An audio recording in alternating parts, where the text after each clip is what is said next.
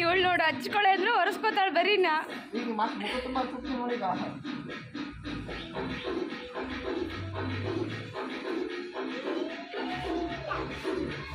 ಬಿಡೋ ಸಾಕು,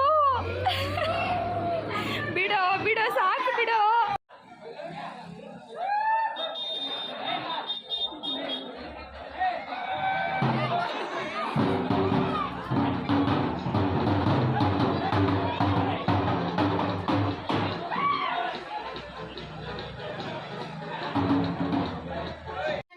ಯಾರಿಗಸ್ತೀಯಾ?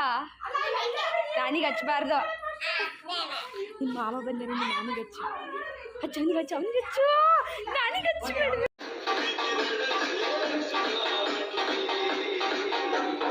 ಅಲ್ಲ ಕೆಳಗೆ ಬಿದ್ದಿರೋದಿಲ್ಲ ಹಚ್ತಿದ್ದೀರಲ್ರೋ.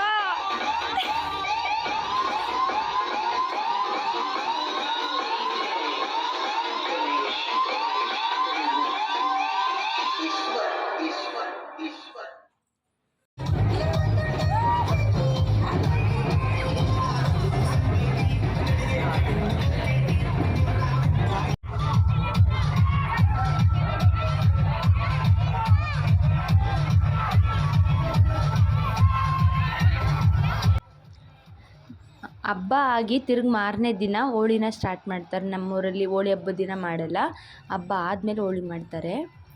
ಬೆಳಗ್ಗೆ 8 ಗಂಟೆಯಿಂದನೇ ಸ್ಟಾರ್ಟ್ ಆಗುತ್ತೆ ಇಲ್ಲಿ ಹೋಳಿ.